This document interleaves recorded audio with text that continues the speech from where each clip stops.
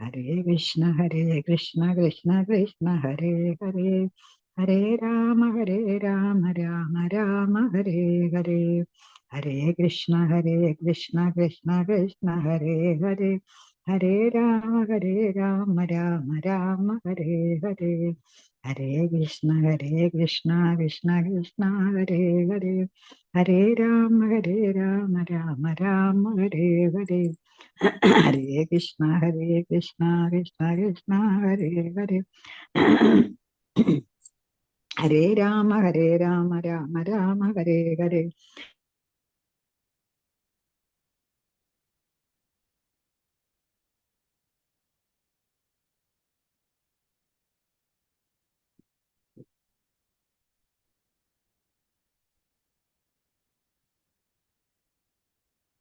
Hare Krishna.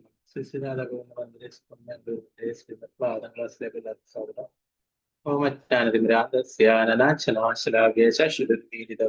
തസ്മൈ ശ്രീ ഗുരുവേ നമഃ. ശ്രീ ചൈതന്യമനോഭീഷ്ടം സ്ഥാപിതം യേന ഭൂതലേ സ്വയം രൂപഗതാമഹ്യം ദദാതി സുദാതി വന്ദേഹം ശ്രീഗുരു ശ്രീപാദം ശ്രീഗുരു വൈഷ്ണവാംശ ശ്രീരൂപം സകൃജാതം സഗണരഘുനാഥാനിതം തം സജീവം സാത്വൈതം സാവധൂതം പരിജനസഹിതം കൃഷ്ണ ചൈതന്യദേവം ശ്രീരാധാ കൃഷ്ണപാദാം സഗണലളിതാം ശ്രീവിശാഖാനിതാം ഹേ കൃഷ്ണ കരുണാ സിന്ധു ദീനബന്ധു ജഗത്പതി ഗോപേശ ഗോപികാ കാന്ത രാധാ കാന്ത നമസ്തേ. സപ്തകാഞ്ചന ഗൗരാംഗി ശ്രീരാധേ വൃന്ദാവനേശ്വരി ഋഷഭാനുസുതേ ദേവി പ്രണമാമി ഹരിപ്രിയ. വാഞ്ചകൽപതരൂപശ്ച കൃപാ സിന്ധുഭ്യേവ ച പതിതാനാം പാവനേഭ്യോ വൈഷ്ണവേഭ്യോ നമോ. പഞ്ചതത്വാത്മകം കൃഷ്ണം ഭക്തരൂപാസുരൂപകം ഭക്താവതാരം ഭക്താഖ്യാ നമാമി ഭക്തശക്തികം. നിത്യാനന്ദമഹനവമി സർവാനന്ദകരം പരം ഹരിനാമപ്രദം ദേവം അവധൂത ശിരോമണി. നമോ മഹാവതിന്യായ കൃഷ്ണ പ്രേമപ്രദായതേ കൃഷ്ണായ കൃഷ്ണ ചൈതന്യ നാംനേ ഗൗരതിഷേ നമഃ. നമോ വിഷ്ണുപാദായ കൃഷ്ണപൃഷ്ഠായ ഭൂതലേ ശ്രീമതേ ഭക്തിവേദാന്ത സ്വാമിന്നിധി നാമിനേ. നമസ്തേ സരസ്വതീ ദേവേ ഗൗരവാണി പ്രചാരിണേ നിർവിശേഷ ശൂന്യവാദി പാശ്ചാത്യദേശധാരിണി. ജയ ശ്രീ കൃഷ്ണ ചൈതന്യ പ്രഭു നിത്യാനന്ദ ശ്രീ അദ്വൈത ഗദാധര ശ്രീവാസാദി ഗൗരഭക്തവൃന്ദ. ഹരേ കൃഷ്ണ കൃഷ്ണ കൃഷ്ണ ഹരേ ഹരേ, ഹരേ രാമ രാമ രാമ ഹരേ ഹരേ. ഗുരുവേ ഗൗരചന്ദ്രായ രാധികായ തദാരേ കൃഷ്ണായ കൃഷ്ണോക്തായ തദ്ഭക്തായ പ്രഭുപാദ് കി ജയ. ഗുരുരാജ് ഗൗരബ്രഹ്മ ഹരേ ഹരേ. ഹരേ കൃഷ്ണ. മദേകബന്ധു മത്സംഗിൻ മദ്ഗുരു മന്മഹാദന നിഷ്ഠാരകമദ്ഭാഗ്യമദാനന്ദ നമസ്തുതേ. ഗ്രന്ഥരായ ശ്രീമദ് ഭാഗവതം ജയ്. ശ്രീമദ് ഭാഗവതം ചതുർത്ഥ സ്കന്ധം 30-ാം അധ്യായം ശ്ലോകം 11.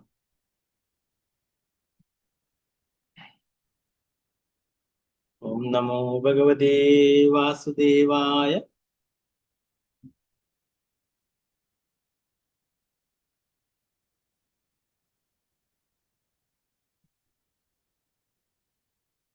യദ്യൂയം പിതുരാദേശമഗ്രഹീഷ്ടാമുദാന്വിതഃ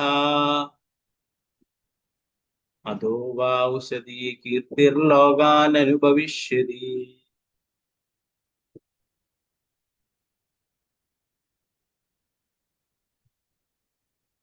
യദ്യൂയം പിതുരാദേശമഗ്രഹീഷ്ടാമുദാന്വിതഃ അദോ വാ ഉഷതി കീർത്തിർലോകാനനുഭവിഷ്യതി. ഹരേ കൃഷ്ണ. ചൊല്ലാം. ഓം നമോ ഭഗവതേ വാസുദേവായ. ഓം നമോ ഭഗവതേ വാസുദേവായ. യദ്യൂയം വിദുരാദേശമഗ്രഹീഷ്ടാമുദാന്വിതഃ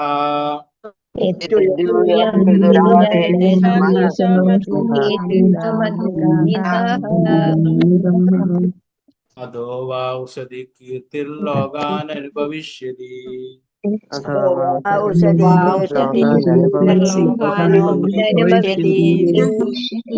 യദ്യൂയം വിദുരാദേശമഗ്രഹീഷ്ടാമുദാന്വിതാഃ യൂയം വിദുരാദേശാമഗ്രഹീഷ്ടാമുദാന്വിതാഃ അദോ വാ ഉഷതി കീർത്തിർലോകാനനുഭവിഷ്യതി. അതോ വാ ഉഷതി ലോകാനുഭവിഷ്യതി.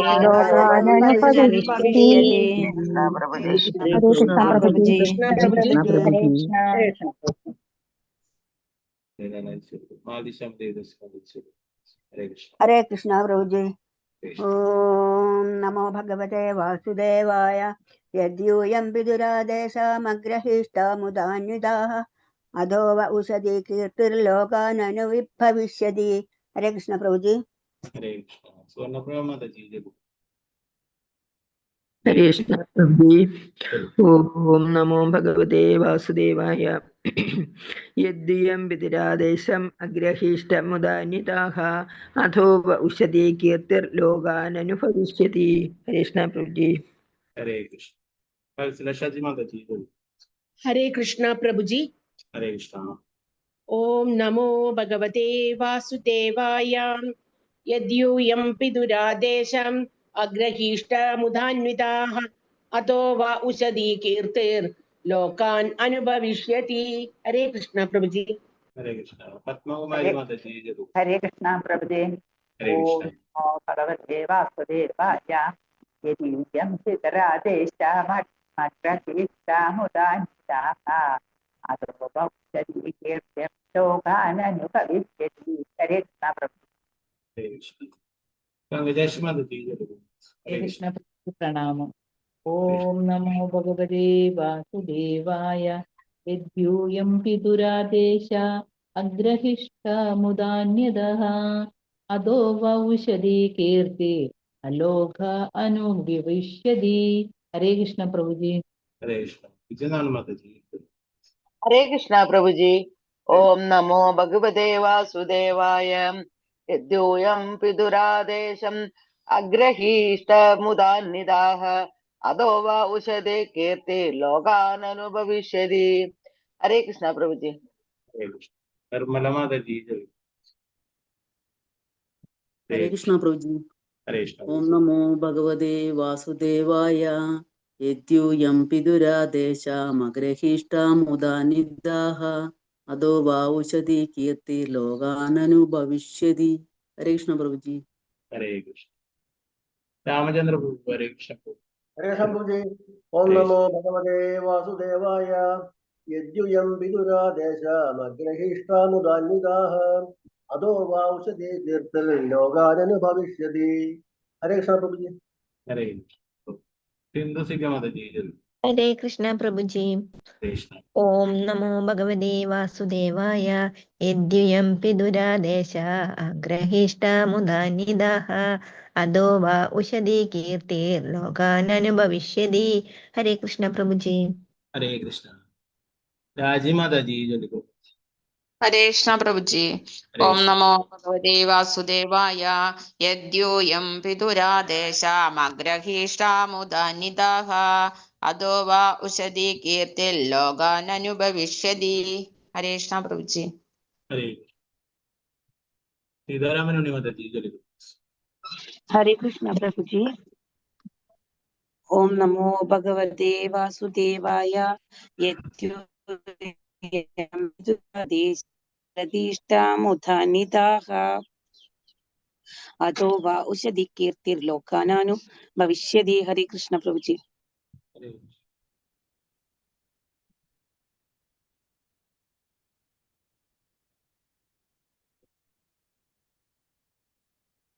വനിത മാതാജി ജപം. ഹരേ കൃഷ്ണ പ്രഭുജി. ഓം നമോ ഭഗവതേ വാസുദേവായ. യദ്യൂയം വിദുരാദേശാം അഗ്രഹീഷ്ടാമുദാന്വിതാഃ അദോ വ ഉഷതി കീർത്തിർ ലോകാനനുഭവിഷ്യതി. ഹരേ കൃഷ്ണ പ്രഭുജി. ഹരേ കൃഷ്ണ. തനുപ്രതി മാതാജി ജപം. ഹരേ കൃഷ്ണ പ്രഭുജി. ഹരേ കൃഷ്ണ. ഓം നമോ ഭഗവതേ വാസുദേവായ. യദ്യൂയം പിതുരാദേശം അഗ്രഹീഷ്ടമുദാന്വിതാഃ അഥോ വൗഷധി കീർത്തിർലോകാനനുഭവിഷ്യതി. ഹരേ കൃഷ്ണ പ്രഭുജി. ഹരേ കൃഷ്ണ. രതിമാതാജി ചൊല്ലിക്കും. ഹരേ കൃഷ്ണ. ഹരേ കൃഷ്ണ പ്രഭുജി. ഓം ഓക്കെ, നമോ ശരി. ഭഗവതേ വാസുദേവായ. യദ്യൂയം പുതിരാവേശഗ്രഹീഷ്ടമുദാന്വിതാഃ അധോ വാ ഉഷതേ കീർത്തിർലോകാനനുഭവിഷ്യതി. ഹരേ കൃഷ്ണ പ്രഭുജി. ഹരേ കൃഷ്ണ. തങ്കമണി മാതാജി ചൊല്ലിക്കും. ഹരേ കൃഷ്ണ പ്രഭുജി. ഹരേ കൃഷ്ണ. ഓം നമോ ഭഗവതേ വാസുദേവായ. യദ്യൂയം പിതുരാദേശ അഗ്രഹീഷ്ടമുദാന്യുതാഃ അതോ വാ ഉഷതി കീർത്തിർലോകാനനുഭവിഷ്യതി. ഹരേ കൃഷ്ണ. ഹരേ കൃഷ്ണ. വിജയദശമി ചൊല്ലും. ഹരേ കൃഷ്ണ പ്രഭുജി. ഹരേ ഓം കൃഷ്ണ. നമോ ഭഗവതേ വാസുദേവായ. യൂയം പിതുരാദേശം അഗ്രഹീഷ്ടമുദാന്വിതാഃ അഥോ വാ ഉഷതി കീർത്തിർലോകാനനുഭവിഷ്യതി. ഹരേ കൃഷ്ണ പ്രഭുജി.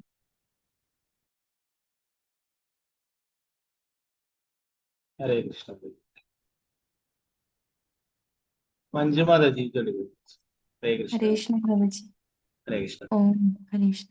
ഓം നമോ ഭഗവതേ വാസുദേവായ.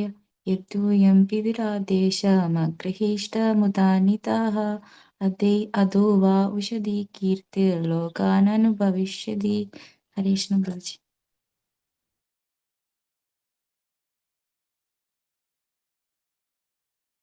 ഹരേ കൃഷ്ണ.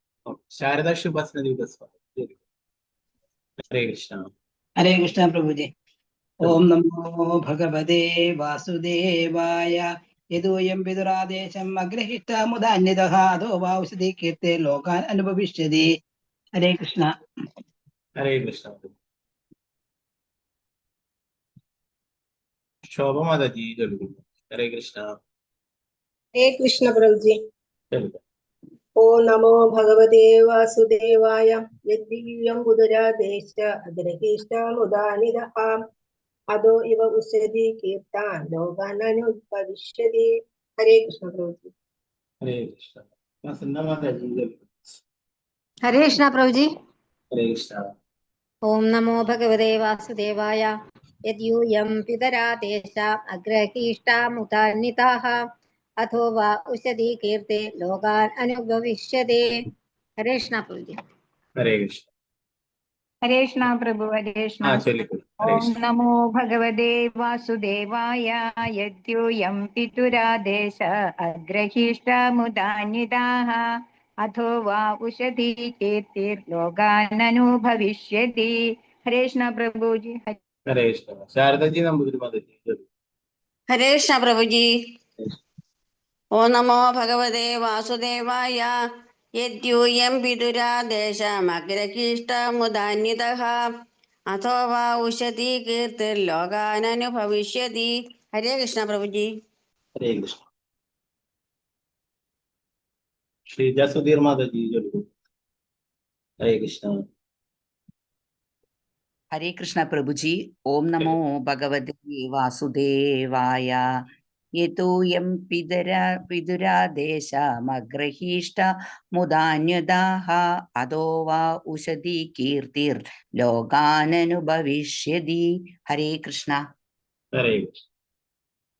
സാവിത്രി ഉപേശ്വരി ദേവദാസ് മാതാജി ചൊല്ലിക്കും. ഹരേ കൃഷ്ണ പ്രഭുജി. പ്രണാമം പ്രഭുജി. ഹരേ കൃഷ്ണ. ഓം നമോ ഭഗവതേ വാസുദേവായ.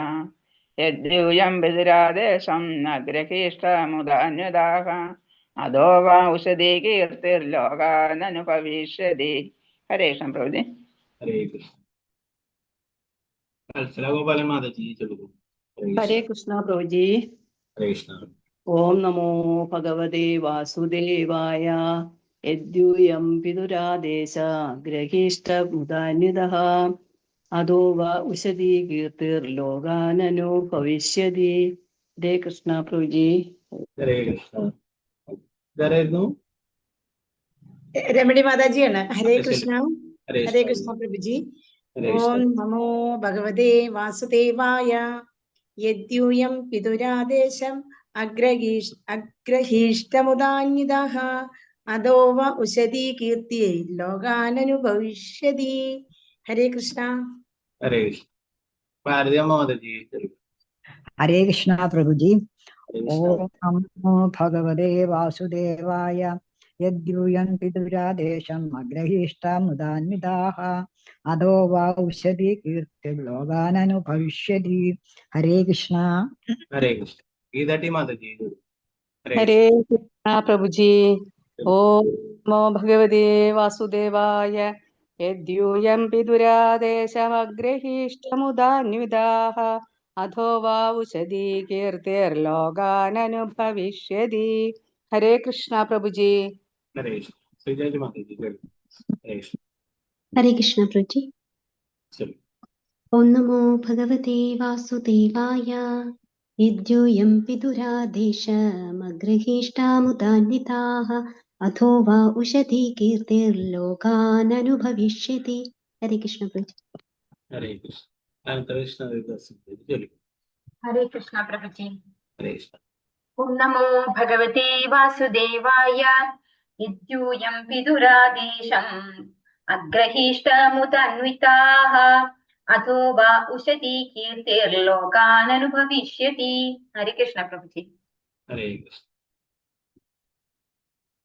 ഓക്കെ, മറ്റുള്ളവർക്ക് അടുത്ത ശ്ലോകങ്ങൾ ചൊല്ലാൻ നമുക്കിത് കേൾക്കാം.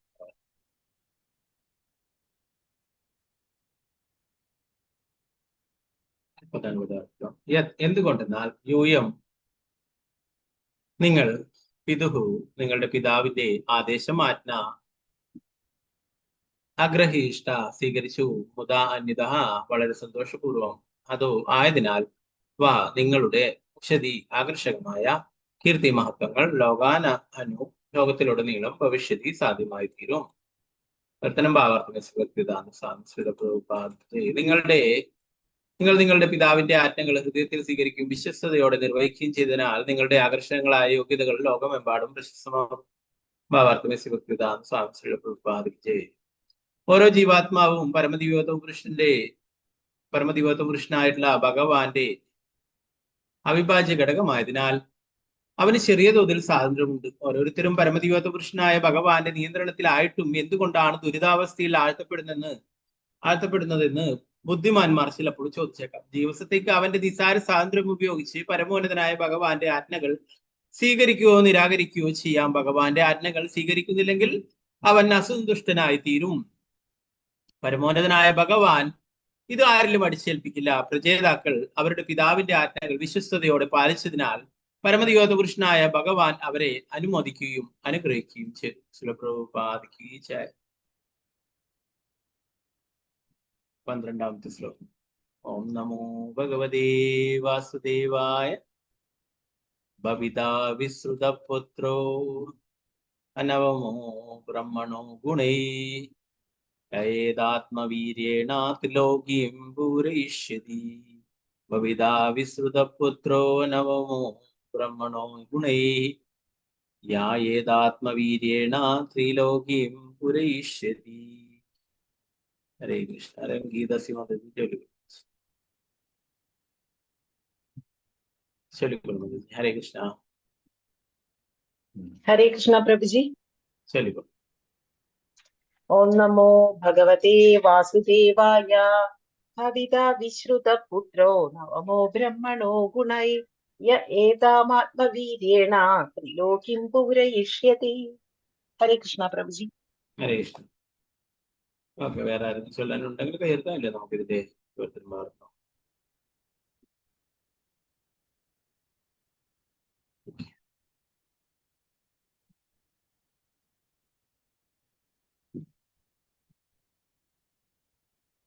ഭാവിത ഉണ്ടാകും. വിശ്രുത അതിപ്രശസ്തൻ.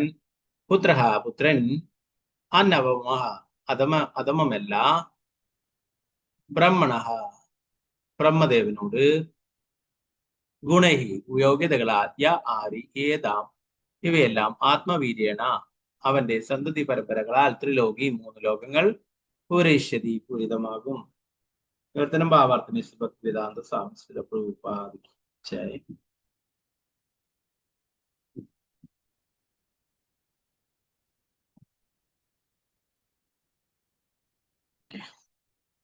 നിങ്ങൾക്ക് ബ്രഹ്മദേവനേക്കാൾ ഒട്ടും താഴെയല്ലാത്ത അത്യുത്തമനായ ഒരു പുത്രനെ ലഭിക്കും. അവൻ 3 ലോകങ്ങളിലും അതിപ്രശസ്തനായിത്തീരും. അവന് ജനിക്കുന്ന പുത്രന്മാരാലും പൗത്രന്മാരാലും ഈ ലോകം മുഴുവൻ നിറയും.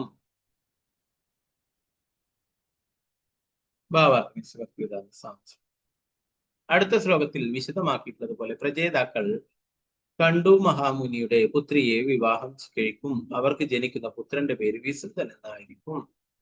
അവൻ അവന്റെ സൽസ്വഭാവത്താൽ മാതാപിതാക്കളെ മഹത്വീകരിക്കും. വാസ്തവത്തിൽ അവൻ ബ്രഹ്മാവിനേക്കാൾ മഹത്വമുള്ളവനായിരിക്കും. ഒരു ഉദ്യാനത്തിലോ വനത്തിലോ നല്ലൊരു വൃക്ഷമുണ്ടെങ്കിൽ അതിന്റെ പുഷ്പങ്ങളുടെ സൗരഭ്യം ഉദ്യാനത്തെ അല്ലെങ്കിൽ വനത്തെ മുഴുവൻ സുലഭിലമാക്കുമെന്ന് ചാണക്യ പണ്ഡിതൻ പറഞ്ഞു. അതുപോലെ ഒരു കുടുംബത്തിൽ ഒരു സത്പുത്രൻ ഉണ്ടെങ്കിൽ അവൻ ആ കുടുംബത്തെ മുഴുവൻ വിശ്വപ്രശസ്തമാക്കും. കൃഷ്ണൻ ഏതു കുടുംബത്തിൽ പിറന്നതിനാൽ ഏതു കുലം മുഴുവൻ ലോകപ്രശസ്തമായി.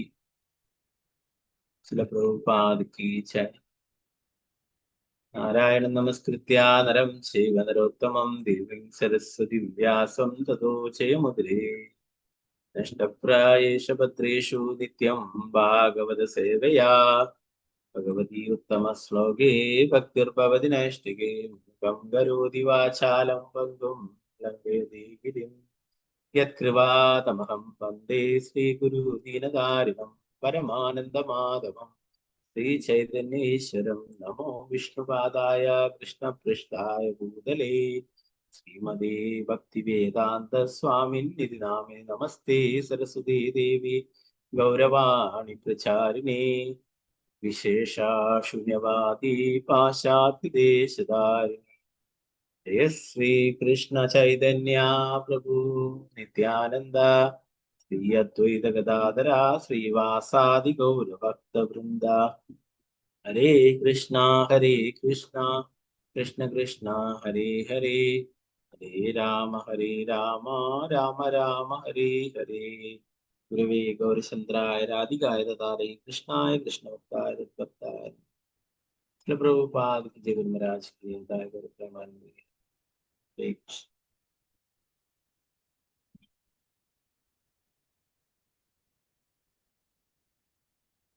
നേരത്തെയുള്ള ശ്ലോകങ്ങൾ നമ്മൾ പഠിച്ചു അല്ലേ? പ്രജേതുക്കളുടെ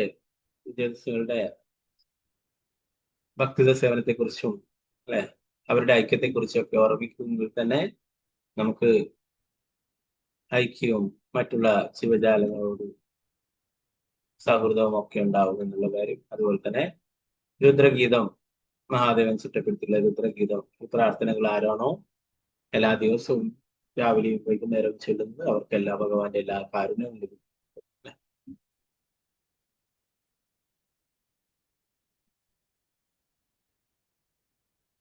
അപ്പൊ അതുപോലെ തന്നെ പറഞ്ഞു ഭഗവാന്റെ ഉപദേശങ്ങൾ അനുസരിച്ച് പ്രവർത്തിക്കുവാൻ അല്ലെ. ഭഗവാന്റെ സന്ദേശങ്ങൾ തന്നെയാണ്, നിർദ്ദേശങ്ങൾ തന്നെയാണ് ആചാര്യന്മാർ നമ്മളോട് പറഞ്ഞു തരുന്നത്. അതനുസരിച്ച് പ്രവർത്തിക്കുകയാണെങ്കിൽ തീർച്ചയായിട്ടും ഭഗവാന്റെ കാര്യം. ഓക്കെ, 11ാമത്തെ ശ്ലോകത്തിൽ പറഞ്ഞത് നിങ്ങൾ നിങ്ങളുടെ പിതാവിന്റെ ആജ്ഞകൾ ഹൃദയത്തിൽ സ്വീകരിക്കും, വിശ്വസ്തയോടെ നിർവഹിക്കുകയും ചെയ്തതിനാൽ നിങ്ങളുടെ ആകർഷങ്ങളായ യോഗ്യതകൾ ലോകമെമ്പാടും പ്രശസ്തമാകും. പ്രജസ്സുകള് പിതാവിന്റെ നിർദ്ദേശം അനുസരിച്ചിട്ട് തപശ്ചര്യകൾ ചെയ്യുവാനായിട്ട് പോവുകയുണ്ട്. അപ്പൊ അതുകൊണ്ട് തന്നെ അവര് മറ്റുള്ള എല്ലാവർക്കും മാതൃകയായിട്ടുള്ളവരാണ്. അതുപോലെ തന്നെ മറ്റുള്ളവരാലൊക്കെ ആകർഷിക്കപ്പെടുന്നവരാണ്. ഭഗവാൻ തന്നെ പറഞ്ഞു അല്ലെ, നിങ്ങള് അത്രയും ഐക്യത്തോടെയും സൗഹാർദ്ദത്തോടെയൊക്കെ ഭക്തിയുത സേവനങ്ങൾ ഒരുമിച്ച് ചെയ്തത് കൊണ്ട് തന്നെ എനിക്ക് വളരെയേറെ സംതൃപ്തി ഉണ്ടായിരുന്നു. അതിൽ പറയുന്നു, എല്ലാ ജീവാത്മാക്കളും ഭഗവാന്റെ അംശമാണ് അല്ലെ, അവിഭാജ്യ ഘടകമായതിനാൽ അവന് ചെറിയ തോതിലുള്ള സ്വാതന്ത്ര്യമുണ്ടെന്ന് പറഞ്ഞു. ഭഗവാൻ സർവസ്വതന്ത്രനാണ്, എന്നാൽ നമുക്ക് ചെറിയൊരളവിലുള്ള സ്വാതന്ത്ര്യമുണ്ട്. അപ്പോ അത് നമ്മൾ ദുരുപയോഗിക്കുന്നു ആ സ്വാതന്ത്ര്യം. അതുകൊണ്ടാണ് ഇവിടെ ഈ ഭൗതിക ലോകത്തില് ബന്ധനത്തില് അകപ്പെട്ടു പോകുന്നത് അല്ലെ. ഭഗവാന്റെ നിർദ്ദേശങ്ങള് അനുസരിക്കാതെ പ്രവർത്തിക്കും. ഓരോരുത്തരും പരമദിവ്യോത്ത പുരുഷനായ ഭഗവാന്റെ നിയന്ത്രണത്തിലായിട്ടും എന്തുകൊണ്ടാണ് ദുരിതാവസ്ഥയിൽ ആഴ്ത്തപ്പെടുന്നതെന്ന് ബുദ്ധിമാന്മാർ ചിലപ്പോൾ ചോദിച്ചേക്കാം അല്ലെ. പലപ്പോഴും ആൾക്കാരൊക്കെ പറയുന്നതാണ്, നിരീശ്വരവാദികളെ പോലുള്ള ആൾക്കാരൊക്കെ പലപ്പോഴും ചോദിച്ചത്, എന്തുകൊണ്ടാണ് ഭഗവാനൊക്കെ ഉണ്ടായിട്ടും ഇങ്ങനെയുള്ള പ്രശ്നങ്ങളൊക്കെ ഉണ്ടാകുന്നത്? ഇവിടെ പ്രഭാതി പറഞ്ഞു, ജീവസത്തേക്ക് അവന്റെ നിസാര സ്വാതന്ത്ര്യങ്ങൾ ഉപയോഗിച്ച് പരമോന്നതനായ ഭഗവാന്റെ ആജ്ഞകൾ സ്വീകരിക്കുകയോ നിരാകരിക്കുകയോ ചെയ്യാം. ഭഗവാന്റെ ആജ്ഞകൾ സ്വീകരിക്കുന്നില്ലെങ്കിൽ അവൻ അസന്തുഷ്ടനായി തീരും. എന്താ പറയുന്നത്? ഇങ്ങനെ ചോദിക്കുന്ന ആൾക്കാർക്കുള്ള ഉത്തരം എന്താണ്? പലരും ചോദിക്കും അല്ലെ, ഭഗവാനുണ്ട്, ഭഗവാൻ ഉണ്ടായിട്ട് എന്താണ് ഇങ്ങനെയൊക്കെ സംഭവിക്കുന്നത് അല്ലെ. അപ്പോ നമ്മൾ പ്രഭാതർ പറയുന്നത് എന്താണ്? നമുക്ക് ചെറിയൊരു സ്വാതന്ത്ര്യമുണ്ട്, അത് ഉപയോഗിച്ചിട്ട് നമുക്ക് ഭഗവാന്റെ ആജ്ഞകൾ, ഭഗവാന്റെ നിർദ്ദേശങ്ങൾ പാലിച്ച് ജീവിക്കണോ, അതോ മായയുടെ സ്വാധീനത്തിന് അടിമപ്പെട്ട് ജീവിക്കണോ, ഇത് നമുക്ക് തീരുമാനിക്കാമെന്ന്. ഭഗവാന്റെ ആജ്ഞകൾ സ്വീകരിക്കുകയോ അല്ലെങ്കിൽ നിരസിക്കുകയോ ചെയ്യാമെന്ന്. ഭഗവാന്റെ നിർദ്ദേശങ്ങൾ, ആജ്ഞകൾ നിരസിക്കുമ്പോൾ എന്താണ് സംഭവിക്കുന്നത്? ധാരാളം പ്രശ്നങ്ങൾ ഉണ്ടാകുന്നു. അസന്തുഷ്ടനായിത്തീരും, അവൻ അസന്തുഷ്ടനായിത്തീരും. ഇപ്പൊ നേരത്തെ നമ്മള് ഭഗവത്ഗീതയിലെ കാര്യം പറയുകയുണ്ടായി അല്ലെ. ഭഗവാൻ അർജുനന് ധാരാളം ഉപദേശങ്ങളൊക്കെ നൽകി അല്ലെ. അവസാനം ഭഗവാൻ അർജുനനോട് പറയുകയുണ്ടായി അല്ലെ, നിന്റെ ഇഷ്ടം പോലെ നിനക്ക് പ്രവർത്തിക്കാം, നിനക്ക് എന്താണോ ഉചിതം എന്ന് തോന്നുന്നത് അതുപോലെ നിനക്ക് പ്രവർത്തിക്കാം.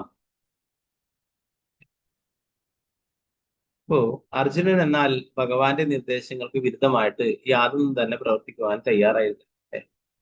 അതുകൊണ്ട് അർജുനൻ എന്താ പറഞ്ഞേ? കരിഷ്യേ വചനന്ത, അങ്ങയുടെ വാക്കുകൾ അനുസരിച്ചിട്ട് ഞാൻ പ്രവർത്തിക്കുവാൻ തയ്യാറാണ്. അതുപോലെ തന്നെ ഭഗവാന്റെ ആജ്ഞകൾ തന്നെയാണ് ആധ്യാത്മിക ഗുരുവിന്റെ ആജ്ഞകളായാലും ശ്രീല പ്രഭുപാദരുടെ നിർദ്ദേശങ്ങളായാലും ഒക്കെ അല്ലെ. ഇത് നമ്മള് ആ നിർദ്ദേശങ്ങളെ അനുസരിച്ചുകൊണ്ട് പ്രവർത്തിക്കുകയാണെങ്കിൽ നമുക്ക് ഭക്തി സേവനത്തിന് മുന്നേറാനായിട്ട് സാധിക്കും. അല്ല, ആ നിർദ്ദേശങ്ങൾ അനുസരിക്കാതെ ജീവിക്കുകയാണെങ്കിൽ കൂടുതൽ ബന്ധനങ്ങളിൽ അകപ്പെടുകയും ചെയ്യും.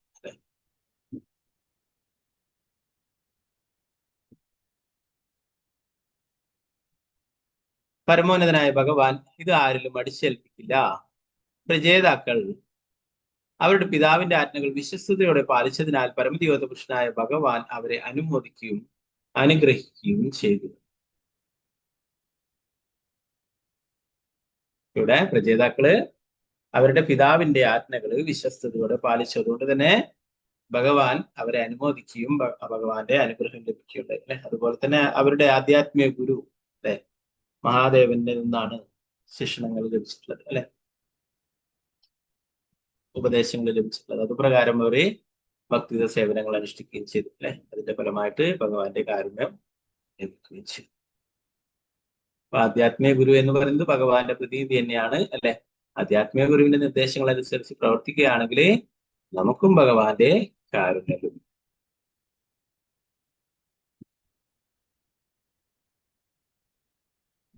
പന്ത്രണ്ടാമത്തെ ശ്ലോകത്തിൽ പറയുന്നത്, നിങ്ങൾക്ക് ബ്രഹ്മദേവനേക്കാളും ഒട്ടും താഴെയല്ലാത്ത അത്യുത്തമനായ ഒരു പുത്രനെ ലഭിക്കും. അവൻ 3 ലോകങ്ങളിലും അതിപ്രശസ്തനായി തീരും. അവിടെ ജനിക്കുന്ന പുത്രന്മാരാലും പൗത്രന്മാരാലും ഈ ലോകം മുഴുവൻ നിറയും. എന്താ പറയുന്ന പ്രജാസികളോട് പറയുന്നു, നിങ്ങൾക്ക് ബ്രഹ്മദേവനേക്കാളും ഒട്ടും താഴെയല്ലാത്ത ഒരു അത്യുത്തമനായിട്ടുള്ള പുത്രനെ ലഭിക്കും. അപ്പം ബ്രഹ്മാവ് ഭഗവാന്റെ ആദ്യത്തെ സൃഷ്ടിയാണ് അല്ലെ. പറയുന്നു ബ്രഹ്മാവിനേക്കാളും താഴെയല്ലാത്ത ഒരു പദവിയുള്ള ഒരു പുത്രനെയാണ് ലഭിക്കാൻ പോകുന്നത്. അവൻ 3 ലോകങ്ങളിലും അതിപ്രശസ്തനായി തീരും. അവന് ജനിക്കുന്ന പുത്രന്മാരാലും പൗത്രന്മാരാലും ഈ ലോകം മുഴുവൻ നിറയും. അവനിൽ നിന്നുള്ള പരമ്പര പിന്നീട് ഈ ലോകം മുഴുവൻ നിറയും. അടുത്ത ശ്ലോകത്തിൽ വിശദമാക്കിയിട്ടുള്ളത് പോലെ പ്രജേതാക്കൾ കണ്ടു മഹാമുനിയുടെ പുത്രിയെ വിവാഹം കഴിക്കും അവർക്ക് ജനിക്കുന്ന പുത്രന്റെ പേര് വിശ്രുതൻ എന്നായിരിക്കും. അവൻ അവന്റെ സൽസ്വഭാവത്താൽ മാതാപിതാക്കളെ മഹത്വീകരിക്കും. വാസ്തവത്തിൽ അവൻ ബ്രഹ്മാവിനേക്കാൾ മഹത്വമുള്ളവനായി തീരും. എന്ന് പറയുന്നത് ഇനി വിജേതാക്കള് കണ്ടു മഹാമുനിയുടെ പുത്രിയാണ് വിവാഹം കഴിക്കാൻ പോകുന്നതെന്ന് ഭഗവാൻ പറയും. അവർക്ക് നല്ലൊരു സൽപുത്രൻ ഉണ്ടാവുകയും അവന്റെ പേര് വിശ്രുതൻ എന്നായിരിക്കും. അവൻ അതിപ്രശസ്തനായി തീരുകയും ചെയ്യും. ഒരു ഉദ്യാനത്തിലോ വനത്തിലോ നല്ലൊരു വൃക്ഷങ്ങളുണ്ടെങ്കിൽ അതിന്റെ പുഷ്പങ്ങളുടെ സൗരഭ്യം ഉദ്യാനത്തെ അല്ലെങ്കിൽ വനത്തെ മുഴുവൻ സുരഭിലമാക്കുമെന്ന് ചാണക്യ പണ്ഡിതൻ പറഞ്ഞു. അതുപോലെ ഒരു കുടുംബത്തിൽ ഒരു സത്പുത്രൻ ഉണ്ടെങ്കിൽ അവൻ ആ കുടുംബത്തെ മുഴുവൻ വിശ്വപ്രശസ്തമാക്കും. കൃഷ്ണൻ ഏത് കുടുംബത്തിൽ പിറന്നതിനാൽ ഏത് കുലം മുഴുവൻ ലോക പ്രശസ്തമാക്കും. പറയുന്നത് വനത്തിൽ അല്ലെങ്കിൽ ഉദ്യാനത്തിൽ ഒരു നല്ല മനോഹരമായിട്ടുള്ള ഒരു പുഷ്പിക്കുന്ന ചെടി ഉണ്ടെങ്കിൽ അല്ലെ, ആ പുഷ്പത്തിന്റെ മണം അല്ലെ, അതിന്റെ ആ മണം എല്ലായിടത്തും വളരെ മനോഹരമാക്കി തീർക്കില്ലേ. എല്ലാവരും ആ മണം ആകർഷിക്കുമ്പോൾ അല്ലെ. നമുക്കറിയാം, നമ്മൾ മുല്ലയൊക്കെ ഉണ്ടാവുന്ന ആ സീസൺ ആയി കഴിഞ്ഞാൽ അല്ലെ, രാവിലെ തന്നെ വീടിന്റെ ഡോറൊക്കെ തുറന്നു കഴിഞ്ഞാൽ ഒരു നല്ല മണമായിരിക്കും. മുല്ലയൊക്കെ മുറ്റത്തൊക്കെ ഉണ്ടെങ്കിൽ അതൊക്കെ പൂത്തിട്ടാ അല്ലെ, ആ ഒരു സീസൺ ആകുമ്പോൾ പ്രത്യേക മണം ഉണ്ടായിരിക്കും. അപ്പൊ അതെന്താണ് അവിടെ മുഴുവൻ നിറഞ്ഞു നിൽക്കും. അതുപോലെ ഇവിടെ പറയുന്ന ഒരു കുടുംബത്തിൽ ഒരു സത്പുത്രൻ ഉണ്ടെങ്കിൽ ആ കുടുംബത്തെ മുഴുവൻ വിശ്വപ്രശസ്തമാക്കും അല്ലെ. നമ്മൾ നേരത്തെ പ്രഹ്ലാദ് മഹാരാജാവിന്റെ കാര്യമൊക്കെ പറഞ്ഞു അല്ലെ. പ്രഹ്ലാദ് മഹാരാജനോട് ഭഗവാൻ എന്താ പറയുക, നീ ഒരു കുട്ടി ഒരാള് ഭക്തനായത് കൊണ്ട് തന്നെ നിന്റെ കുടുംബത്തിലെ എല്ലാവർക്കും 21 തലമുറയ്ക്ക് മോചനം ലഭിക്കും അല്ലെ. അപ്പൊ ഇവിടെ പറയുന്നു കൃഷ്ണൻ ഏത് കുടുംബത്തിൽ പിറന്നതിനാൽ ഏത് കുലം മുഴുവൻ പ്രശസ്തി. ഭഗവാൻ സർവസ്വതന്ത്രനാണ് നേരത്തെ പറഞ്ഞ പോലെ അല്ലെ. ഭഗവാൻ ഇവിടെ ലീലകൾ ചെയ്യാനായി വേണ്ടിയിട്ട് ഭഗവാന് ഓരോ മാതാപിതാക്കളെയും അല്ലെ ഓരോ കുലവും ഒക്കെ തിരഞ്ഞെടുക്കുന്നു. അപ്പോ ആ ഭഗവാൻ പിറന്നത് കൊണ്ട് ഭഗവാൻ ആ ഒരു ഏത് കുടുംബത്തിൽ ജനിച്ചത് കൊണ്ട് എന്താണ് യദുകുലം പ്രശസ്തമായി തീരുകയുണ്ടായത്.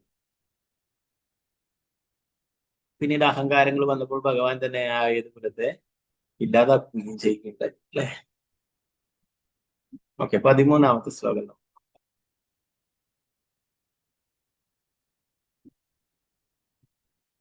ഓം നമോ ഭഗവതേ വാസുദേവായ. കണ്ടോ പ്രംലോചയാ ലബ്ധാ കന്യാ കമലലോചന താം ചാപവിദ്യാം ജഗൃഹ് ഗുരുഃ നൃപനന്ദന.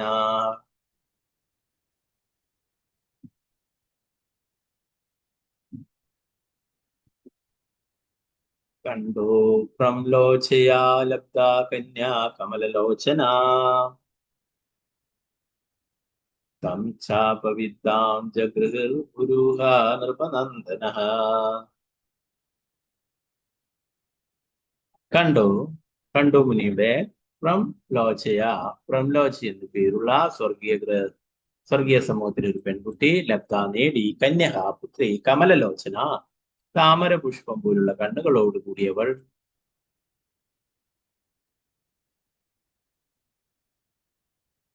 താം അവളുടെ ശാവും അപവിദ്ധം ഉപേക്ഷിച്ചു ജഗൃഹു സ്വീകരിച്ചു പൂരുക വൃക്ഷങ്ങൾ നൃപനന്ദന.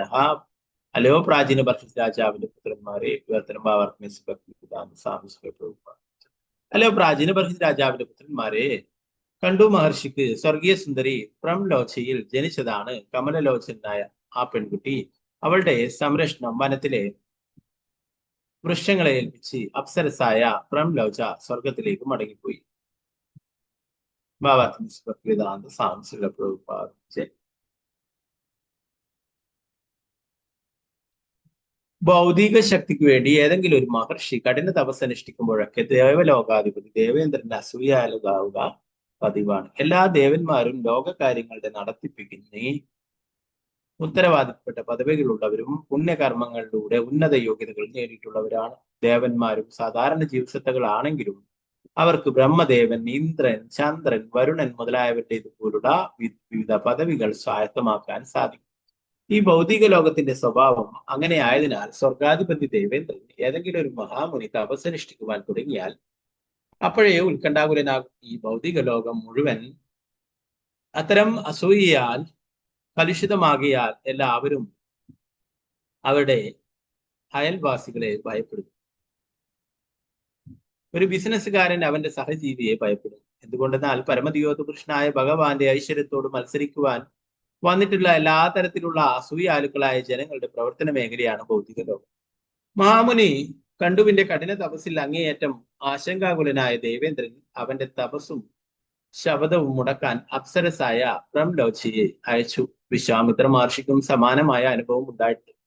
ദേവേന്ദ്രന്റെ ദ്വേഷത്തിനും അസൂയയ്ക്കും തെളിവായി ചൂണ്ടിക്കാട്ടാൻ ശാസ്ത്രങ്ങൾ വേറെയും അനവധി സംഭവങ്ങൾ.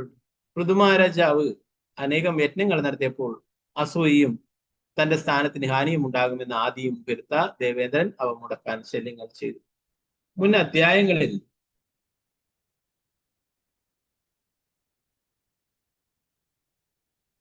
ഇത് ചർച്ച ചെയ്തിട്ടുണ്ട്. മഹാമുനി കണ്ടു ദേവേന്ദ്രൻ അയച്ച അപ്സരസു സുന്ദരി പ്രംലോചിയിൽ ആകൃഷ്ടനായി അവളിൽ ഒരു പെൺകുട്ടിക്ക് ജന്മം നൽകിയതോടെ മുനിയുടെ തപസ് മുടക്കുന്നതിൽ ദേവേന്ദ്രൻ വിജയിച്ചു.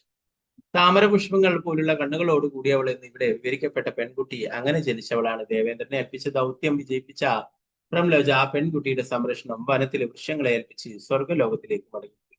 ഭാഗ്യത്തിന് കണ്ടുവിന്റെ ആ പുത്രിയുടെ സംരക്ഷണം വനവൃക്ഷങ്ങൾ ഏറ്റെടുത്തു.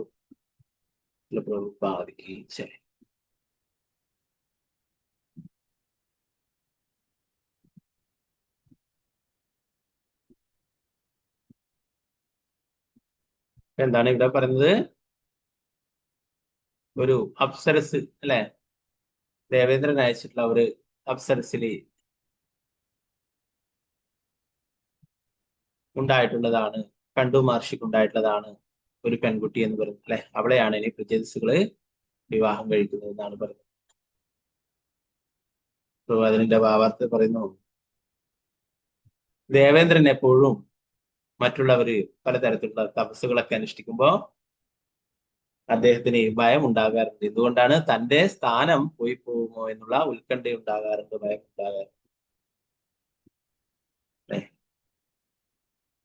എന്താണ് ദേവേന്ദ്രൻ എന്നുള്ള ഇന്ദ്രൻ എന്നുള്ളത് ഒരു പദവിയാണ് അല്ലെ. ഇന്ദ്രൻ, ചന്ദ്രൻ, വരുണ, ഭൃവാതിരുടെ ബ്രഹ്മദേവൻ, ഇന്ദ്രൻ, ചന്ദ്രൻ, ഇതൊക്കെ ഒരു പദവിയാണ് അല്ലെ. അതിന് യോഗ്യതയുള്ള ആൾക്കാർ വരുമ്പോൾ, അതിന് യോഗ്യനായിട്ടുള്ള ആള് വരുമ്പോൾ പഴയവരുടെ ആ പദവി ഇല്ലാതാവുകയും പുതിയവർക്ക് ആ സ്ഥാനം നൽകുകയും ചെയ്യും അല്ലെ. നമുക്കറിയാം നമ്മുടെ ഇവിടെ തന്നെ രാജ്യത്തില് അല്ലെ പ്രധാനമന്ത്രി, രാഷ്ട്രപതി, പ്രധാനമന്ത്രി അല്ലെ, അങ്ങനെയുള്ള അങ്ങനെ ധാരാളം പദവികളുണ്ട് അല്ലെ.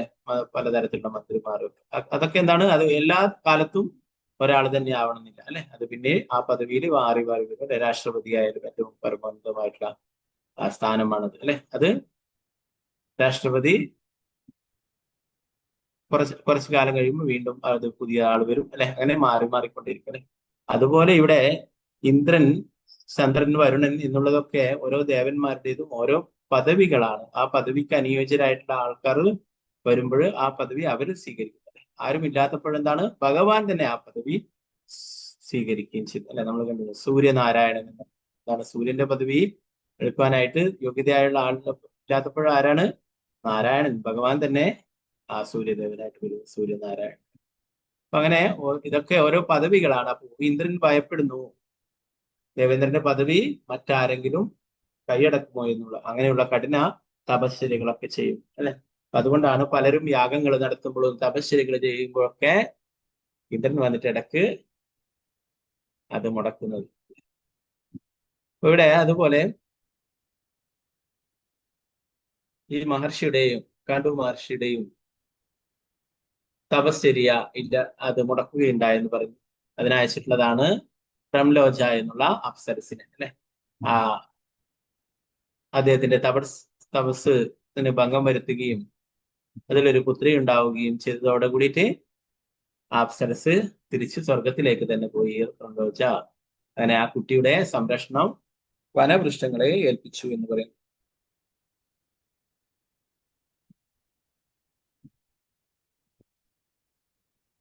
ഭൗതിക ശക്തിക്ക് വേണ്ടി ഏതെങ്കിലും ഒരു മഹർഷി കഠിന തപസ്സനുഷ്ഠിക്കുമ്പോഴൊക്കെ ദേവലോകാധിപതി ദേവേന്ദ്രന്റെ അസൂയാലോക പതിവാണ് എല്ലാ ദേവന്മാരും ലോകകാര്യങ്ങൾ നടത്തുന്ന ഉത്തരവാദിത്തപ്പെട്ട പദവികളുള്ളവരും പുണ്യകർമ്മങ്ങളിലൂടെ ഉന്നത യോഗ്യതകൾ നേടിയിട്ടുള്ളവരുമാണ് ദേവന്മാരും. സാധാരണ ജീവസത്തകളാണെങ്കിലും അവർക്ക് ബ്രഹ്മദേവൻ, ഇന്ദ്രൻ, ചന്ദ്രൻ, വരുണൻ മുതലായവരുള്ള വിവിധ പദവികൾ സ്വായത്തമാക്കാൻ സാധിക്കും. ഈ ഭൗതിക ലോകത്തിന്റെ സ്വഭാവം അങ്ങനെ ആയതിനാൽ സ്വർഗാധിപതി ദേവേന്ദ്രൻ ഏതെങ്കിലും ഒരു മഹാമുനി തപസ്സനുഷ്ഠിക്കുവാൻ തുടങ്ങിയാൽ അപ്പോഴേ ഉത്കണ്ഠാകുലനാകും. ഓരോരോ ആൾക്കാർ ഇങ്ങനെ കഠിന തപസ്സനുഷ്ഠിക്കുമ്പോഴും ദേവേന്ദ്രന് ഭയമാവും അല്ലെ. അപ്പൊ അവരെ അതിൽ നിന്നും അവരുടെ ശ്രദ്ധ തെറ്റിക്കുവാനായിട്ട് പലതരത്തിലുള്ള വിദ്യകളും ഉപയോഗിച്ചു. അപ്പൊ എന്നാൽ ഇന്ദ്രന്റെ ഈ പദവി എന്ന് പറയുന്നത് ഇന്ദ്രൻ വിചാരിക്കുന്ന വലിയൊരു പദവിയാണ് അല്ലെ. എന്നാൽ നമുക്ക് കാണാം ശ്രീമദ് ഭാഗവതം 6-ാം സ്കന്ധത്തില് വൃത്രാസുരന്റെ പ്രാർത്ഥന വൃത്രാസുരൻ ഇന്ദ്രനോട് പറയുന്നുണ്ട്. വൃത്രാസുരനും ഇന്ദ്രനും തമ്മിൽ യുദ്ധം നടക്കുകയും അതില് ഭഗവാന്റെ നിർദ്ദേശപ്രകാരം വജ്രായുധം ഉണ്ടാക്കുകയും ആ വജ്രായുധം ഉപയോഗിച്ചിട്ട് വൃത്രാസുരനെ കൊല്ലാനുമാണ് പദ്ധതി. അപ്പോ ഇന്ദ്രനെ പ്രകോപിപ്പിക്കുന്നു വൃത്രാസുരൻ. ഇന്ദ്രനെ ഐരാവതത്തോടെ എടുത്തിട്ട് താഴേക്കെറിയുകയും ചെയ്യുന്നുണ്ട്. അപ്പൊ അങ്ങനെ പ്രകോപിപ്പിച്ചിട്ട് എന്താണ്, വേഗം വൃത്രാസുരനെ കൊല്ലാനായിട്ട് വൃത്രാസുരൻ പറയുന്നു, വൃത്രാസുരനെ വധിക്കുവാനായിട്ട് 1 വർഷത്തോളം എടുത്തു എന്ന് പറയും. ആ കഴുത്ത് ഛേദിക്കുവാനായിട്ട്. അത്രയും വലിയ അസുരനാണ്, അത്രയും ശക്തിശാലി. അപ്പൊ അവിടെ വൃത്രാസുരൻ പറയുന്നു, വൃത്രാസുരനെ കൊന്നു. അവസാനം ഇന്ദ്രൻ കൊന്നു. അപ്പൊ ആരാണ് ജയിക്കുക? യഥാർത്ഥത്തിൽ ഇന്ദ്രൻ ജയിച്ചു അല്ലെ. എന്നാണ് വൃത്രാസുരൻ പറയുന്നു, ഇന്ദ്ര യഥാർത്ഥത്തിൽ ഞാനാണ് ജയിച്ചത്. ഞാൻ തിരിച്ച് പരമദിവ്യോത്ത പുരുഷനായ ഭഗവാന്റെ അടുത്തേക്കാണ് പോകുന്നത്. എനിക്ക് ഒരിക്കലും തിരിച്ചു വരവില്ല. എന്നാൽ ഇന്ദ്ര, നിനക്ക് കിട്ടിയിരിക്കുന്നത് ഭൗതിക പദവിയാണ്. നിനക്ക് ഇന്ദ്രന്റെ സ്ഥാനം തന്നെയാണ് ലഭിച്ചിട്ടുള്ളത്. ഇത് ഭൗതികമായിട്ടുള്ളതാണ്. ഇത് ഏത് നിമിഷവും ഇല്ലാതായി തീരുന്നതാണ്. അപ്പൊ യഥാർത്ഥത്തിൽ ഈ യുദ്ധത്തിൽ ജയിച്ചിട്ടുള്ളത് ആരാണ്?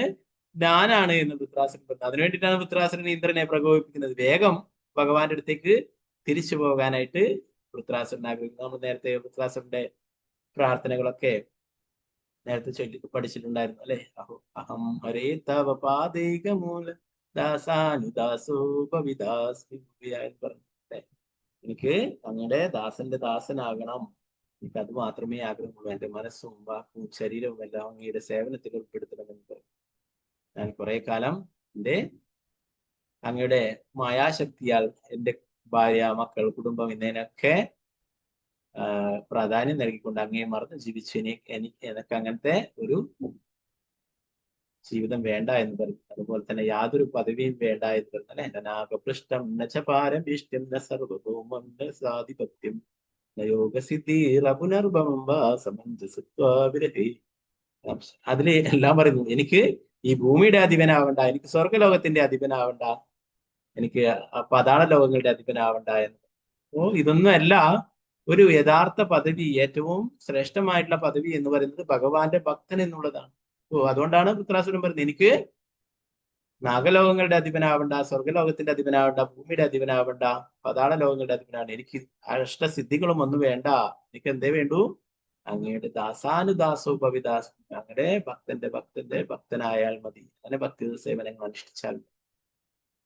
അപ്പൊ അതാണ് ഏറ്റവും ഉയർന്ന പദവി. ഇന്ദ്രന്റെ പദവിയല്ല പ്രധാനപ്പെട്ടത്. എന്നാൽ ഇന്ദ്രൻ തന്റെ പദവിക്ക് ആരെങ്കിലും അത് ഏറ്റെടുക്കുമോ എന്നുള്ള ഭയത്താൽ എപ്പോഴും ഉത്കണ്ഠാകുണ്ടാകും. നമ്മൾ ശ്രീമദ് ഭഗവത്ഗീതയുടെ മഹാത്മ്യത്തിലെ 18-ാം അധ്യായത്തിന്റെ മഹാത്മ്യത്തിൽ പത്മപുരാണത്തിൽ പറയുന്ന ആ ഒരു ലീലയെക്കുറിച്ചുണ്ട് അല്ലെ. അതിലെന്താണ് സംഭവിക്കുന്നത്?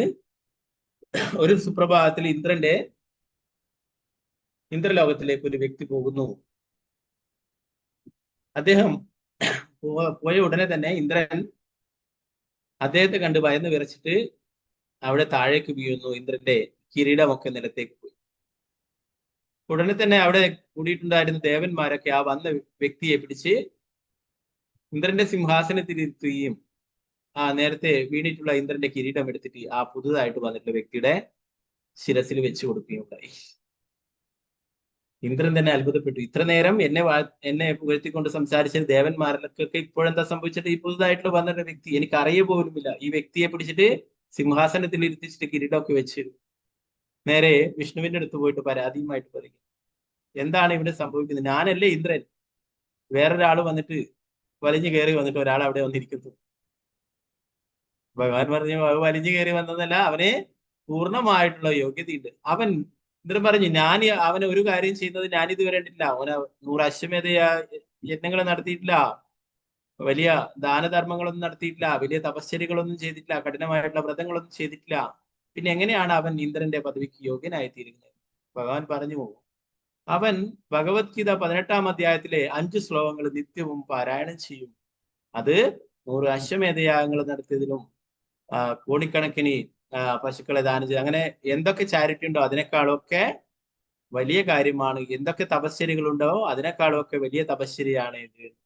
അപ്പോ ഇതൊക്കെ ചെയ്തതിനും വലിയ കാര്യമാണ് ആ വ്യക്തി ചെയ്തിട്ടുള്ളത്. എല്ലാ ദിവസവും ശ്രീമദ് ഭഗവത്ഗീതയിലെ 18-ാം അധ്യായത്തിലെ 5 ശ്ലോകങ്ങൾ നിത്യവും പാരായണം ചെയ്യുമായിരുന്നു. അതുകൊണ്ട് തന്നെ അവൻ നിന്റെ പദവിക്ക് അർഹനാണ്, ഇന്ദ്രന്റെ പദവിക്ക് അർഹൻ.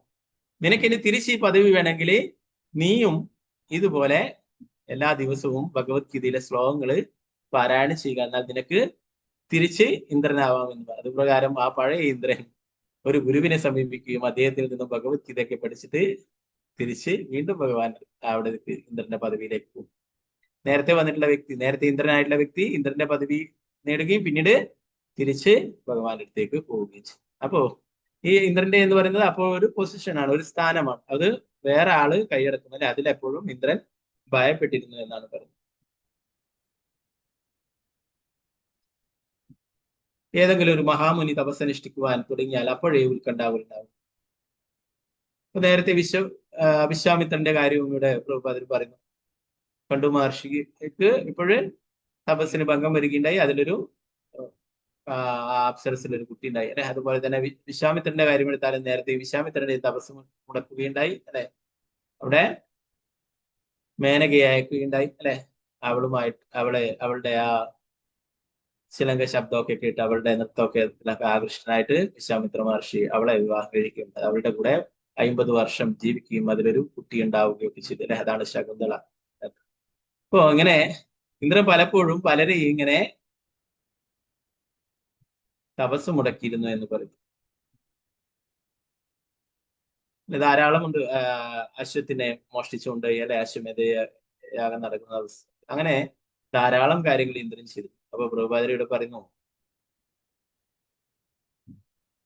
ഈ ഭൗതിക ലോകം മുഴുവൻ അത്തരം അസൂയയാൽ കലുഷിതമാകിയാൽ എല്ലാവരും അവരുടെ അയൽവാസികളെ ഭയപ്പെടുന്നു. എന്താ പറയുന്നത്? കലിയുഗത്തില് മുഴുവൻ ആൾക്കാരും ഇങ്ങനെ അസൂയുള്ളതും അങ്ങനെയുള്ള ആൾക്കാരൊക്കെ. അതുകൊണ്ട് എന്താണ്? അവരും മറ്റുള്ളവരെ ഭയപ്പെടുന്നു. ഒരു ബിസിനസ്സുകാരൻ അവന്റെ സഹജീവിയെ ഭയപ്പെടുന്നു. ബിസിനസ്സുകാരൻ അവന്റെ ഒരുമിച്ചുള്ള ആളെ സഹജീവിയെ ഭയപ്പെടും. എന്തുകൊണ്ടെന്നാൽ പരമദിവ്യപുരുഷനായ ഭഗവാന്റെ ഐശ്വര്യത്തോട് മത്സരിക്കുവാൻ വന്നിട്ടുള്ള എല്ലാ തരത്തിലുമുള്ള അസൂയാലുക്കളായ ജനങ്ങളുടെ പ്രവർത്തന മേഖലയാണ് ഭൗതിക ലോകം. എല്ലാവരും ഭഗവാനെ പോലെ ഐശ്വര്യം ഉണ്ടാവാനായിട്ട് പ്രവർത്തിച്ചു കൊണ്ടേയിരിക്കുന്നത്. അതുകൊണ്ടാണ് ചില ആൾക്കാരൊക്കെ ലക്ഷ്മി ദേവിയൊക്കെ വലിയ ഫോട്ടോ ഒക്കെ വെച്ചിട്ട് ആരാധിക്കുന്നു. അതാണ് ലക്ഷ്മിയുടെ അനുഗ്രഹം. എന്നാൽ നാരായണന്റെ അനുഗ്രഹം അവർക്ക് വേണ്ട. യഥാർത്ഥത്തില് ലക്ഷ്മി നാരായണൻ അല്ലെ, ഭഗവാന്റെ കൂടെ ഉള്ളപ്പോഴാണ് ലക്ഷ്മി ദേവി പൂർണ്ണ ഐശ്വര്യത്തോടെ നിൽക്കുന്നത്. അല്ലെ, പ്രഭുപാദർ പറയുന്നത് നമ്മള് നാരായണൻ ഇല്ലാത്ത ലക്ഷ്മിയെ മാത്രം പൂജിക്കുന്നത് രാവണന്റെ പോലുള്ള പ്രവൃത്തിയാണെന്ന് പറയും. രാവണൻ എന്താ ചെയ്തിട്ടുള്ളത്? രാമചന്ദ്ര ഭഗവാൻ ഇല്ലാത്ത സീതാമാതാവിനെ കടത്തിക്കൊണ്ടുപോവുകയുണ്ടായി. അല്ലെ, അതുപോലെ ഭർത്താവ് ഇല്ലാതെ ഭാര്യയെ കൊണ്ടുപോകുന്നത് പോലെയാണ് ലക്ഷ്മി ദേവി ആരാധിക്കുന്നത്. എന്താണ്? അവർക്ക് നാരായണൻ വേണ്ട, എന്നാൽ ലക്ഷ്മി വേണം. അല്ലെ, വലിയ ഫിനാൻസ് കമ്പനിക്കാരും മറ്റുള്ള ചില ബാങ്കുകാരും അല്ലെ, വേറെ അങ്ങനെ പല ആൾക്കാരും കാണാം, ഗോൾഡ് ബിസിനസ് ചെയ്യുന്നവർ. അവരൊക്കെ രാവിലെ തന്നെ വലിയ ലക്ഷ്മിയുടെ ഫോട്ടോ ഒക്കെ വെച്ചിട്ട് കുറെ ഒരു അരമണിക്കൂർ പൂജയൊക്കെ ചെയ്തിട്ടാണ് ബിസിനസ് ഒക്കെ തുടങ്ങും. അല്ലെ, അപ്പോ അവരെന്താ വിചാരിക്കുന്നത്? ലക്ഷ്മി ദേവി സ്ഥിരമായിട്ട് എൻ്റെ അടുത്തുണ്ടാവും. അല്ലെ, ലക്ഷ്മി ചഞ്ചലയാണെന്ന് പറഞ്ഞു. എപ്പോഴും വേണമെങ്കിലും അവിടെ നിന്ന് അപ്രത്യക്ഷമാവും. എന്നാൽ എവിടെയാണോ നാരായണനുള്ളത് അവിടെ ലക്ഷ്മി ദേവി സ്ഥിരമായിട്ട് ഉണ്ടാവുകയും ചെയ്യും. അല്ലെ, അപ്പൊ നാരായണന്റെ കൂടെ ആരാധിക്കുന്നതാണ് യഥാർത്ഥ ആരാധന, ലക്ഷ്മി നാരായണൻ. അല്ലെ, അപ്പൊ അല്ലാതെ ലക്ഷ്മി ദേവിയെ മാത്രമല്ല. അപ്പോ അതുപോലെ എന്താ പറയുന്നത്? ഇവിടെ ഭഗവാനെ പോലെ ഐശ്വര്യം ഉണ്ടാവാനായിട്ട് എല്ലാവരും പരിശ്രമിച്ചു കൊണ്ടേയിരിക്കുന്ന, ഭഗവാനോട് അസൂയാലുക്കളായിട്ട് എല്ലാവരും പ്രവർത്തിച്ചു കൊണ്ടേയിരിക്കുകയാണ്. അങ്ങനെയുള്ളവരുടെ പ്രവർത്തന മേഖലയാണ് ഈ ഭൗതിക ലോകം. മഹാമുനി കണ്ടുവിന്റെ കഠിന തപസ്സിൽ അങ്ങേയറ്റം ആശങ്കാകുലനായ ദേവേന്ദ്രൻ അവന്റെ തപസ്സും ശബ്ദവും മുടക്കാൻ അപ്സരസായ ബ്രഹ്മലോചയെ അയച്ചു. വിശ്വാമിത്ര മഹർഷിക്കും സമാനമായ അനുഭവം ഉണ്ടായിട്ടുണ്ട്. ദേവേന്ദ്രന്റെ ദേഷ്യത്തിനും അസൂയക്കും തെളിവായി ചൂണ്ടിക്കാട്ടാൻ ശാസ്ത്രങ്ങളിൽ വേറെയും അനവധി സംഭവങ്ങളുണ്ട്. പൃഥ്വിരാജാവ് അനേകം യജ്ഞങ്ങൾ നടത്തിയപ്പോൾ അസൂയയും തന്റെ സ്ഥാനത്തിന് ഹാനിയും ഉണ്ടാകുമെന്ന് ആദ്യം പെരുത്ത ദേവേന്ദ്രനെ അവ മുടക്കാൻ ശല്യങ്ങൾ ചെയ്തു. മുൻ അധ്യായങ്ങളിൽ ചർച്ച ചെയ്യപ്പെട്ടിട്ടുണ്ട്. മഹാമുനി കണ്ടു ദേവേന്ദ്രൻ അയച്ച അപ്സര സുന്ദരി ബ്രഹ്മലോചയിൽ ആകൃഷ്ടനായി അവളിൽ ഒരു പെൺകുട്ടിക്ക് ജന്മം നൽകിയതോടെ മുനിയുടെ തപസ് മുടക്കുന്നത് ദേവേന്ദ്രൻ വിജയിച്ചു. താമര പുഷ്പങ്ങൾ പോലുള്ള കണ്ണുകളോടുകൂടി അവൾ എന്ന് ഇവിടെ വിവരിക്കപ്പെട്ട പെൺകുട്ടി അങ്ങനെ ജനിച്ചവളാണ്. ദേവേന്ദ്രൻ ഏൽപ്പിച്ച് ദൗത്യം വിജയിപ്പിച്ച ബ്രഹ്മലോച ആ പെൺകുട്ടിയുടെ സംരക്ഷണവും വനത്തിലെ വൃക്ഷങ്ങളെ ഏൽപ്പിച്ച് സ്വർഗലോകത്തിലേക്ക് മടങ്ങിപ്പോയി. ഭാഗ്യത്തിന് കണ്ടുവിന്റെ ആ പുത്രിയുടെ സംരക്ഷണം വനവൃക്ഷങ്ങളെ ഏറ്റെടുക്കുക. അതാണ് അവളുടെ ദൗത്യം പൂർത്തിയായി. എന്താണ് ദേവേന്ദ്രൻ അയച്ചിട്ട് എന്താ പറഞ്ഞിട്ടുള്ളത്? ഈ മുനിയുടെ തപസ് നീ മുടക്കണം എന്ന് പറഞ്ഞു അല്ലെ. അപ്പൊ ആ മുനിയുടെ കൂടെ കഴിയുകയും അതിലൊരു പെൺകുട്ടി ഉണ്ടാവുകയും ചെയ്തതോടുകൂടി എന്താണ് ആ കുട്ടിയുടെ സംരക്ഷണം വനവൃക്ഷങ്ങളെ ഏൽപ്പിച്ചിട്ട് സ്വർഗത്തിലേക്ക് മടങ്ങി പോവുകയുണ്ടായത്. ഓക്കെ, ബാക്കി ഭാഗങ്ങളിൽ നമുക്ക് നാളത്തെ ക്ലാസ്.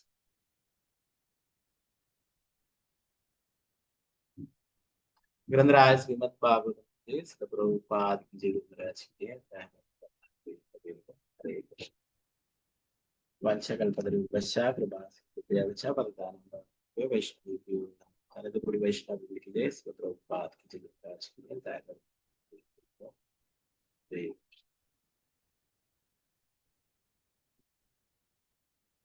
അപ്പോൾ ഇന്നലത്തെ ഭാഗങ്ങളെ പറ്റുന്ന സംശയങ്ങൾ ഉയർത്താം. നിലവിൽ നമുക്ക് ക്ലാസ് കൊടുക്കാം. ഹരേ കൃഷ്ണ.